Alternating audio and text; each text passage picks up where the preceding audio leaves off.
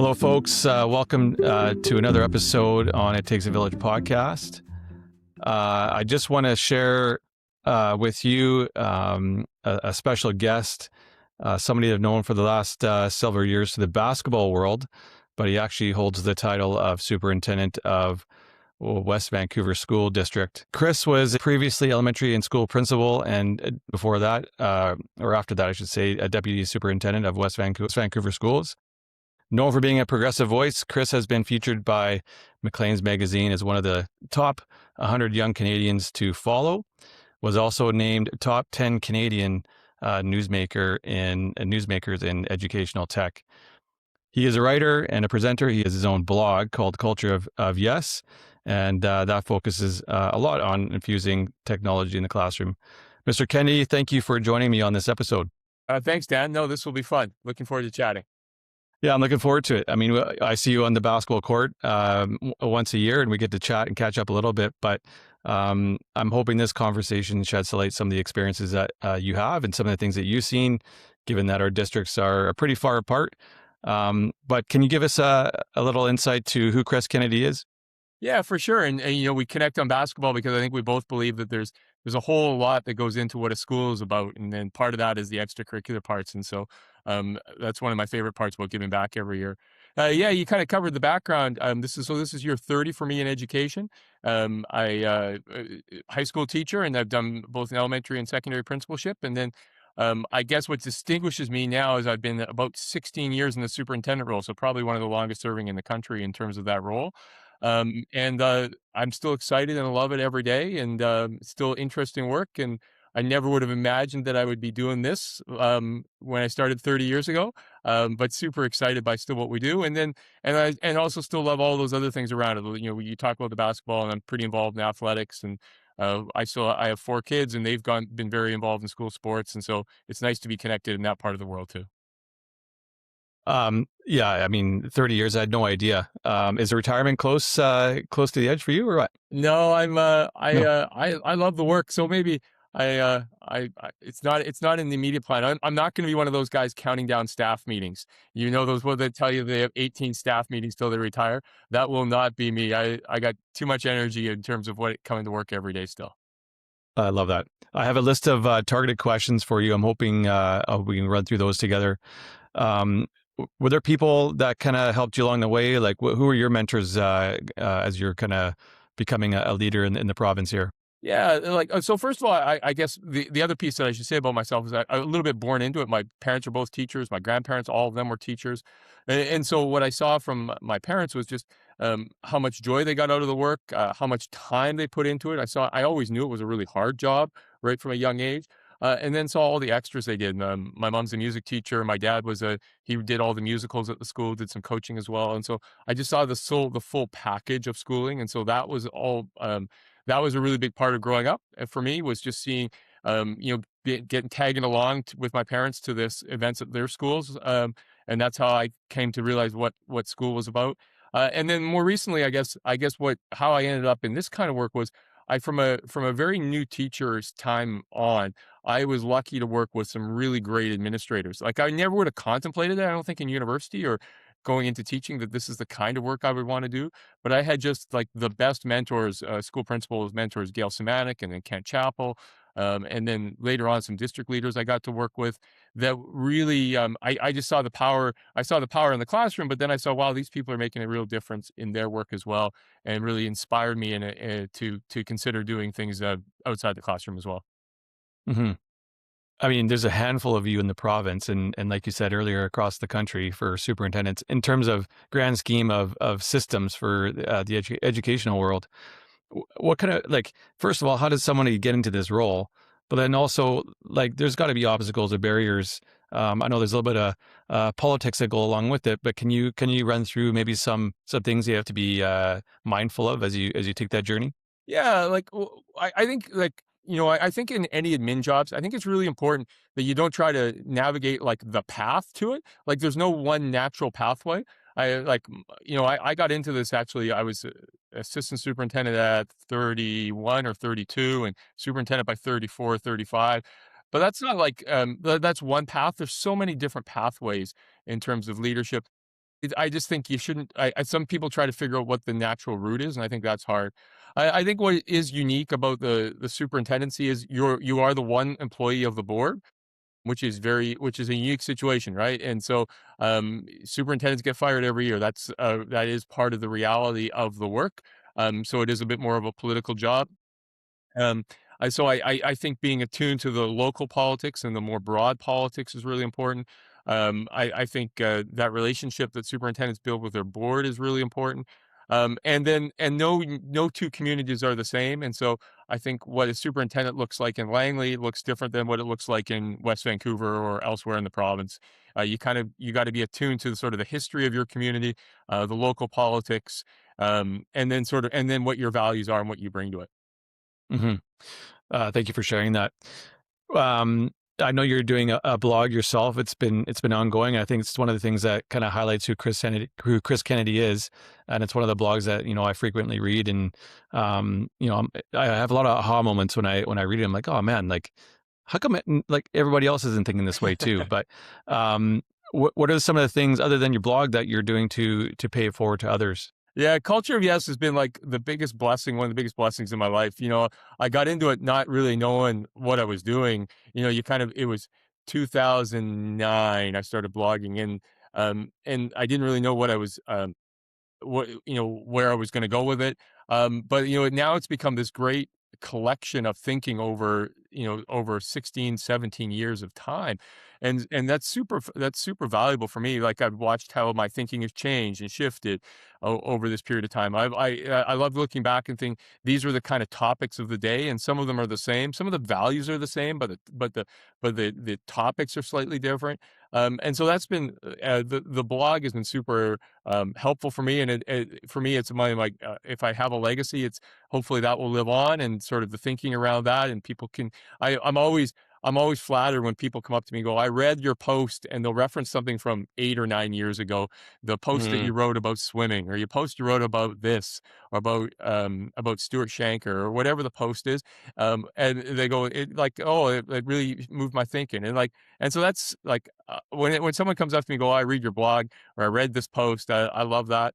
Other things I try to do is I do try to be super accessible and connected, and I'm easy to find, and I'm on social media. And if my journey can help inform other people's on theirs, or I can be a help as people are looking what they want to do. And I think teaching is a great job. And so I try to get out and encourage young people to get into teaching. And I think being a school administrator is a great job. So I encourage teachers to do that. And then I think being a district administrator is a great job. And so talking to principals and vice principals about what those options are, either locally or beyond. I often say, like, we are one big system. And so sometimes you might not get that next job locally, but in the end, they're all of our kids. And so I'm super happy when people move on in either inside our district or get opportunities outside. I think those are all what we want. We want the entire system to be better. yeah, totally. I mean, I'm fairly new to the admin role, like going on to year 6. But like you said, trying to shoulder tap some people in your own building and like, hey, I think you're ready for the next step. You kind of remind me of myself, like when Yeah. at your age, kind of deal. And part of the reason for this podcast is people helping people and seeing what they can do to help others. So I love that. Yeah, I love the Um, idea that, whether that's the blog or the podcast, how can we extend our reach beyond our borders to open up thinking and connect people together? I think one of the things that makes British Columbia pretty unique is that we kind of have this networked approach. I've talked about that. I know this podcast in itself is that. How do we network together people from cross roles, cross districts to share thinking? And like that's kind of where I use the word we're competitive. We're competitive in a cooperative environment. That's kind of the BC approach, which is very different than, particularly when you look to the States, where it's pretty cutthroat competition between school districts often. yeah, good point. You kind of referenced it earlier. 30 years ago, what did education look like back then? And who you were, like, have you changed over the course of those 30 years? Yeah, I think we all change. I was thinking about sort of more what stayed the same, and some of the underpinning values about what school's about, a gathering place in the community. It's still that's essential to it. I think in some ways teaching has gotten more complicated in the last 30 years. I think the complexity in the classroom, as we know more, we need to do more, we do more too. Like I think we actually know better than we did 30 years ago about good practice, which has forced us to do different things in the classroom over that period of time. Obviously people point to like the technology shifted, but what lays below the technology, much of that hasn't shifted. It's true, those value pieces. I do think we've gotten a lot better about teaching kids rather than courses. Like I taught courses when I started teaching. We were more focused on the prescription of the curriculum, but I feel like we've gotten far better at the holistic view, whether that's because of the work that happened in mental health and well-being and all of that, particularly since COVID. But I think that's Hmm. been a big shift, that we better understand, or we better care for the whole child than we did maybe 30 years ago. Hmm. I'm going to kind of meander back to your role as superintendent. What's one thing that the public might have a misconception about what superintendents do Yeah, I think or their role? I think sometimes superintendents are seen to be out of tune with the system. It's one of the reasons I started the blog, was to just be connected to the system. That Mm, we're bureaucrats in an office. I think try to be out in schools a lot. I'm really curious, I think, still about teaching and learning and about where we're heading. I think also just people don't understand the sort of the mechanics of how a school districts operate. I report to the deputy minister and I report to the board of education. Depending on your district, the superintendent will spend lots of time with their local board. They kind of, my time's kind of split between working with the board as their one employee, and then working with the system, sort of, and our principals and our senior leadership. I think it's probably a more complicated role than mhm. people think. It's not like it is just in The Simpsons. Yeah. Great reference. Yeah, That's there you awesome. go. I think that's the number one reference point for a lot of people, and the principalship and the superintendency is what they've learned on The Simpsons. You must have some great staff meetings. Yeah, absolutely. So, going back to the leadership piece, how has leadership changed over the last decade, 2 decades, and maybe your whole 30 years as an educator? Have you noticed a change, or are leaders kind of similar? So what I noticed is how I've changed, and so I was far more interested in being at the front of it, and I think when you're younger in the role, in whatever role those are, you have a I want to show that I can do it and prove yourself, and as you grow in the role and you've spent longer in the role and you're more comfortable in the role, you're more at peace with being in behind the work that's happening. And so I find I'm far more able to sort of be behind and be a supporter, and not need to be at the front of the work and taking credit for the work. Probably when I look back, I was more interested in doing that early in my teaching career or early in my administrative career. And I'm more of a quieter leader now probably than I was 20 or 30 years ago. I think some of that's just maturity and comfort, and I don't feel like I have to prove myself that I know how to be a superintendent anymore, or that I'm doing a good job. More important for me to try to move the work forward, and sometimes that means being at the front, and sometimes that means being in the background and not being seen. And each situation is a little different. And I try to judge each situation, and so that the work moves forward, and like, rather than, my ego's fine, I'm good. Yeah. Well, talking about ego a little bit, you're recognized by Maclean's magazine, and you're obviously an educator that people nationally recognize. How did they reach out to you? What are some of the things that your work that kind of got you in the spotlight?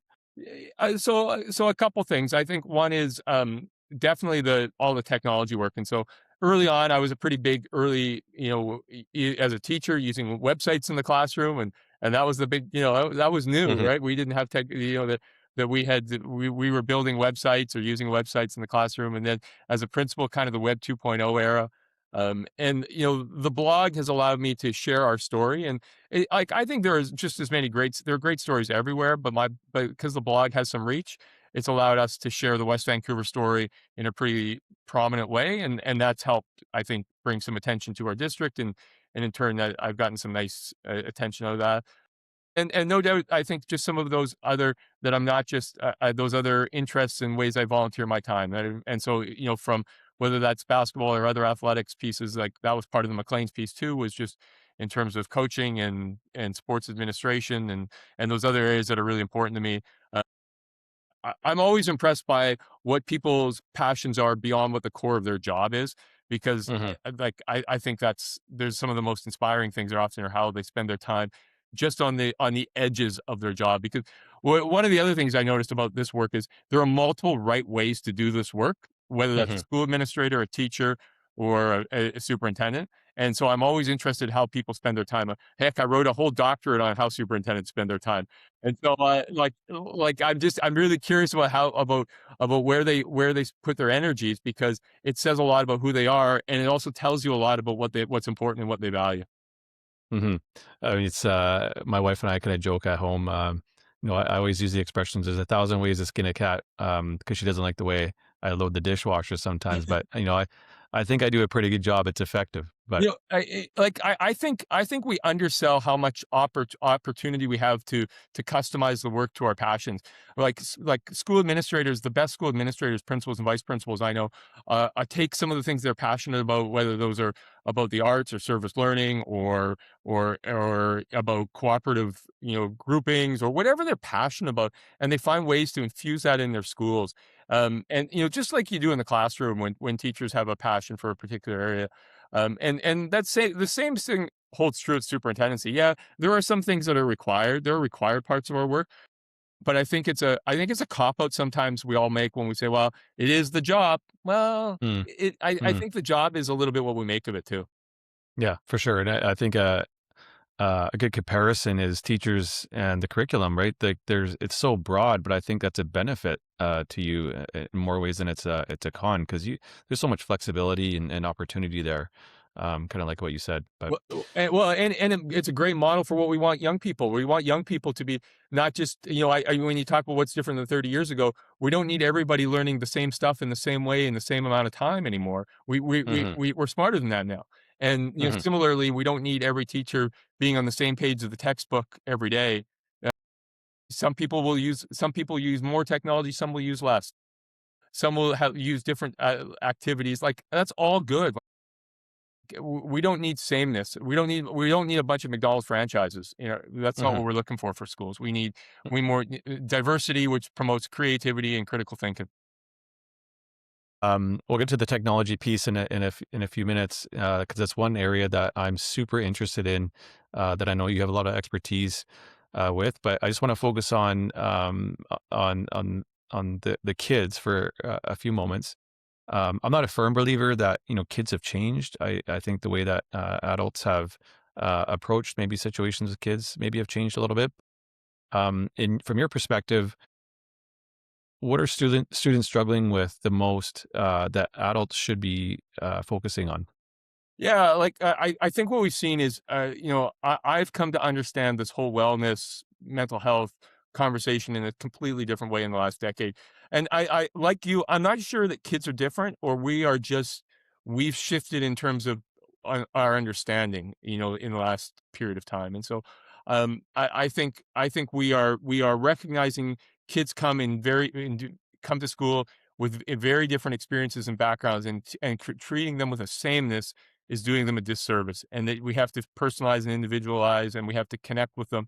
The first thing we need to do is connect with these young people in a human way before they can learn. And like that was true 30 years ago. The best teachers were doing that. The best teachers are doing it today. I think we are saying that more now than we did. 30 years ago, sometimes I think the best teachers were those that were the best curriculum deliverers. And now I think we're more clear that the best teachers are those that make human connections to young people to give them the opportunity to be ready to learn in the classroom. Mhm. I would wholeheartedly agree with you, there. Um, and to that point, is there a shift, um, or a way of being that this group of, generation of students, um, have expressed or demonstrated? Like, what gives you hope about this generation of kids, I guess, is a better way Yeah, of I got a framing that ton of question. hope. And so, like, I think we're sometimes down on the young people today. So we're graduating more young people than we ever have before. Like students, Mhm, that's a credit to the students. That's a credit to their parents. That's a credit to the teachers, the system. The graduation rates have taken a huge upturn in the last 20 or 30 years. We believe every child can graduate. And I'm not sure that generations before us always believed that, and we absolutely believe that now. And so I think that's one of those things. I also, you just, I think students are excelling, far more than they ever have, and so, I think there are things that we're doing, like with some of the technology pieces that are challenging, whether that's social media. I think parents are putting tons of pressure on young people and filling up their schedules with too many activities. Like we have the pressures of the day, but mhm, also I think every generation likes to think that the previous generation was so much better and than they are. And kids today, they don't know what it's like. Like kids today are awesome. Like they're doing so many cool things, and that I think we need to give them more credit sometimes, and that society needs to give them more credit. Those of us inside the system, I think, see it every day. But I think more mhm, broadly, we need to give young people more credit for all the good work that they are doing. mhm. I think that's a great transition into, the next topic here, which is technology. I know an area that you're passionate about and knowledgeable about.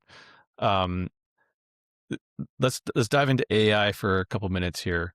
Um, w- I've heard a lot of discourse, especially amongst teachers, that this is one perhaps tool that could be providing a disservice to our kids because they're now not learning anything. The work is just being done for them. What are your superficial thoughts on the kind of the AI bubble that's currently happening? Well, I think having a conversation like, is AI good or bad, or should we have it in schools or not, or like, well, we can have those conversations, but they're a waste of our time, because like it's not as though AI is going to go away, or we're going to have less AI in the world 12 months from now than we do today. What we should be talking about is, what kind of work do we want young people producing in a changing world where it's AI rich. I think we need to be reaffirming what the value add is of why we need human teachers, why schools are important in an AI rich world, why schools need to continue to be relevant in this space. But like I've like a conversation about, is AI good or bad, is like I don't know. Two of us on a podcast aren't going to change that, like in terms of the Hmm. trajectory of this work. But Hmm. we can influence in terms of what happens and what kind of assignments they do, and what kind of work we ask of young people, as we think the world is changing and the work outside of school will change. What are the values we want them to have? What are the skills they need to have? And what is the work that we want them to do, so that they are ready for this world that they are now part of? Hmm. And I just met a buddy of mine the other day, this weekend. He's a lawyer, and I was super curious. I hadn't seen him in a year, and I had asked him, I'm like, hey, just out of curiosity, like, are you guys using AI in your firm? And he goes, "Oh yeah, absolutely." And I said, "Well, like, what are you using it for?" He's like, "You wouldn't believe the amount of time that we have saved that AI can caption the summary of our meetings. We had to file those meetings and do a summary, but now AI is doing all of that. Like we just record it and boom, it's done. So now we have more time, kind of like we talked about earlier, Yeah. for that relationship piece, and we're making connections with people. So we're saving time on the back end, something that we used to do, spend hours on, even into the evenings and weekends when we're supposed to be hanging out with family. But now that work is doing it all for us. I thought that was pretty cool. I think there are some of those opportunities in education.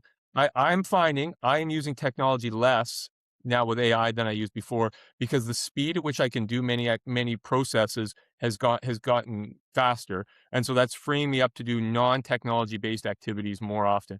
And that's a pretty interesting. If that ends up being a trend that we might end up seeing in schools, is that, will AI allow us to do some things quickly, that would might have taken 5 hours, now take 1 hour. And if you use those other 4 hours for, you think in the school context, for physical activity or music or outdoor learning, or teachers giving one-on-one support, or whatever those ors are, like that's pretty interesting in terms of how, I think some people worry that we're going to become, more technology,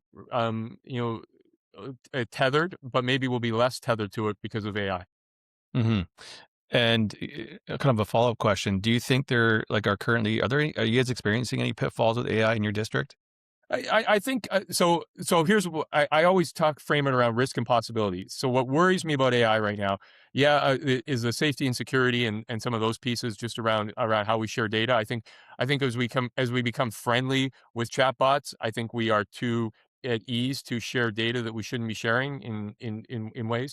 I'm also concerned just about the biases that live within AI systems and making sure that we're teaching young people that like AI in itself, like everything has a bias, and so we need to help young people be critical thinkers of just the outputs that they're getting. So that's a concern for me, and I think if there are any area where I think we're having the greatest challenge figuring it out is just so what's the future of language arts and humanities and writing and in an AI rich world, and like what does that look like? What are the skills we want young people to have? We know we're not, banning it is a bad idea, but like, what do assignments look like? That's the group of folks who I feel the most for because I actually think they're the most rapid changes are happening in those fields right now, and we haven't quite landed on what the future looks like.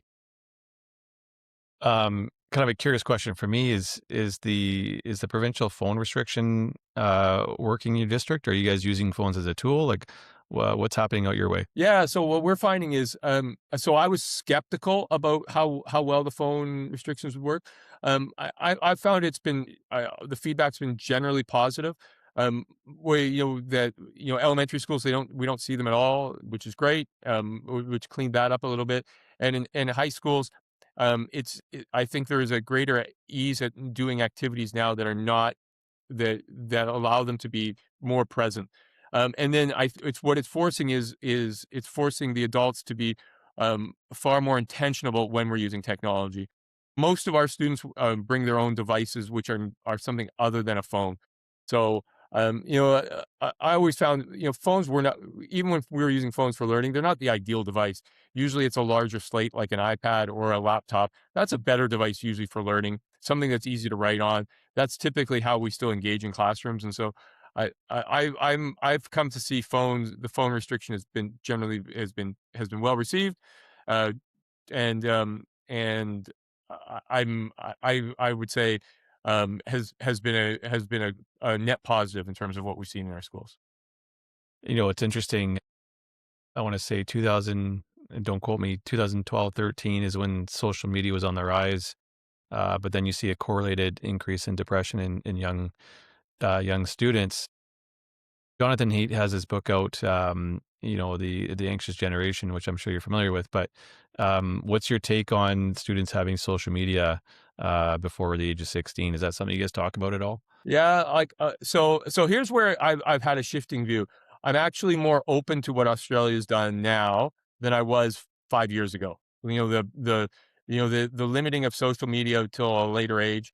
I know in my own home, just where we are with phones, so we've had 4 children go through, they were not able to get a phone until the Christmas of grade 8, which so that would have been like 13 or 14, and then we put some restrictions on certain apps, particularly TikTok and Snapchat, until a later age as well. And so that was our own home decision around that. Hmm. I actually I wouldn't be opposed to either the provincial or federal government stepping in with putting in some more restrictions. I think what those social media companies have done around making them more addictive than ever, the unlimited scrolling that young people do, the algorithms, that if we can delay some of that till students are have more of an ability to make better decisions around it, maybe the better. I think I don't want to limit technology, but I think there are certain like social media pieces that maybe if governments came in like they have I feel like that's going to be a growing trend in the next few years. I don't like everything Jonathan Haidt talks about. I think he's a bit some very broad brush strokes he has about things, very absolute around things that are very nuanced. But I think less social media for people under 16 is a good thing. Hmm. Yeah, I would agree. I would also agree with your viewpoint on some of his takes. I just want to shift focus now to the teaching staff and support staff. What's one thing that teachers and support staff could do to make a huge impact on kids if they're not doing it already? I think, all that research that says, young people need to have a couple connections, a human that they feel are in the people that are in their corner. So I think teachers and EAs and office staff and custodians, if you know something about a young person beyond what they are in the school, that's awesome. Like those stories, like the teachers I remember are the ones often who knew something about my hockey game from the weekend, asked me about it, asked me about playing in the band, asked me about some of those kind of, like, if you just take those that it's really easy just to take that interest, and whether some people do that by greeting kids at the door and having having some kind of a routine around that, or some time of the beginning or end of class where they build community. If you do some things that build community, like, that's massive. And like, young people need to feel wanted and belonging, and like that hasn't changed ever. Like, that's still, but like, and so I think what principals can do is they can make teachers feel like that, and I think what good superintendents do is they try to make principals and others in their district feel like that, and what good teachers do is they make young people feel included and belong, and they belong, and that they're important, and what they're doing outside of school is just as important as what they're doing inside, and that we want to get to know each other as human beings. Yeah, I love that. Yeah, thanks for sharing that. Another comment I see in social media and the news is around the teacher contract, which was just ratified, which is great. Um, One of the comments is teacher burnout. Do you have sage advice or anything to share for those staff members who are maybe experiencing burnout? Yeah, I think finding good mentors is super important. Finding, just finding a network of people to be connected to. Teaching is absolutely a hard job. Always been a hard job. Still, it's a Hmm. different hard job than it was 20 years ago. I don't want to get in this in the game of, is it harder or less, not as hard or whatever. It's always Hmm. been hard, and it's hard right now. Hmm. Yeah. And classrooms are complicated. I think. I think there is a sort of a some teachers that aim for perfection, and sometimes good enough is good enough for tomorrow, and you can only work on so many things in your craft at one time, and in those early years, as you're just trying to get your lessons together for the next day, sometimes, like, that's a lot, Hmm. and so give yourself a little bit of grace, I think, as well. It goes a long way. Hmm. Okay, thank you for that. You have time for a couple rapid fire Rapid questions here. fire. So, I mean, yeah, quick answers, but you can answer as long as you like. If there's something passionate you want to elaborate on. Um, so, 30 years in the industry, what's one book or what's one person that everyone should follow? Yeah, so if there was a book that had biggest impact on me as a teacher, Rick Dufour, Professional Learning Communities at Work, sort of Mm, that we need to build connections and build communities as a group of educators. That was the most impactful as a teacher and then as an administrator for me. I still think that's super important today. I think building networks and connections is the way to go in terms of moving the system forward. Do you have a favorite moment or story from your educational time? Hmm.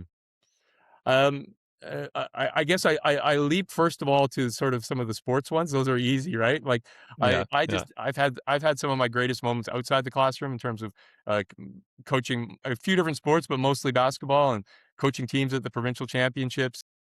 I those are moments that live on. I can replay games in my head still today. So I know that's probably not the politically right answer sometimes, but it matters.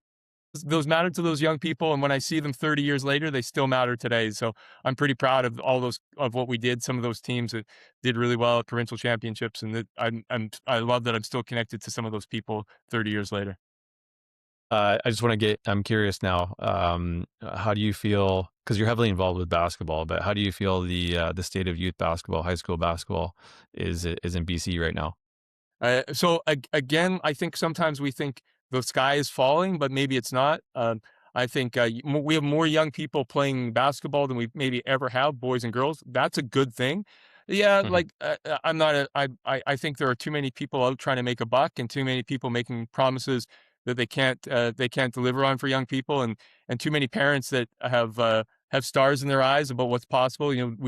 We may not produce that many NBA players, but how cool is it that we have so many people playing this game right now? And I'm an advocate for sport, and I've had and whether that's basketball or anything else. And so the more young people we can have playing more sports, particularly girls who tend to drop out at 13 or 14, the more that we can keep in the games, the better. And so I think it's a bit, sometimes it is a bit generational. I think we romanticize the past a little bit too much sometimes with sport and Hmm. everything else. Yeah, totally. Okay, couple more questions for you. What's the best advice you've ever received? Best advice I ever got was there's always another job. And that, like, so I use that to take a risk. Like if the job, if like when I became a vice principal, I was teaching in Richmond, took a job in Coquitlam. Well, like if I didn't like it, I could always not do it. I could always go back and find a teaching job, or I could always go do Mm, something else. And hmm. similarly, when I came to West Vancouver, I didn't know if I would like district work and being a little less connected to young people every day. But like, there's always another job. And like, that I'll bet on myself all the time. I'd be able to get a different job if this didn't work out. And so it's allowed me that mindset to take risks and take challenges, to work in different districts, to kind of move through different jobs in the system, and not get stuck. And so I really like that mantra. Yeah, no, I love that, and I recently experienced that myself. My whole perspective has changed just being at a different district. Just across the border, right? Like It's it's invigorating, actually isn't it, to do it in a different place? totally. And as much as kids are the same, they're different, and like you said earlier, different community feel from one city to the next, and I think that has a huge impact on how you approach the kids on it, and even staff on a day to day, and parents, right? All the stakeholders. But yeah, you're right. It is invigorating. It's brought some of those competitive juices back for And sure. you're probably finding, like, you always thought things were always done one way, and there's actually another right way. Like, not the other way was wrong, but like there's different right ways to do jobs. And that's Hmm. I've seen multiple districts now, and every district thinks they have the right way. Like, they're all Yeah, good. And like, I yeah. think it's also for, in your experience and my experience going in multiple places, I think we're just better for it, having seen in different circumstances. Yeah, I would agree, and I think one of the things that kind of highlighted for me to that point is going to those Metro Forum series, and I try to have some sort of takeaway from those conversations, but certainly at the group table chats, like you said, there's a lot of people that do things differently. You're like, oh, I thought we were supposed to do it this way. It's like, oh no, actually, you could do. And I'm speaking very generally here, but it sounds like a lot of districts have their own little nuances and how they approach certain situations, which is really cool. Very But cool. okay, final word for Chris Kennedy. Any last advice for our folks? Yeah, I think just be advocates for public education. Like, I think our system, it can always get better, but like, we have such a great public education system in British Columbia. We should be encouraging young people to become teachers, encouraging good teachers to go into administrative roles, and it is like, we shouldn't sugarcoat it. Like, teaching and education, it's a hard job, it's a hard profession. You typically don't get rich, but it's so rewarding. It's the best. And so, 30 years in, I still think it's the best. And I'm hopeful, that I still got a lot of years left. Well, I'm hoping in those years that you have left, we get to connect another time. Mr. Kennedy, thank you so much for coming on. I really appreciate you taking the time to do this episode. Thanks for the conversation. That was great.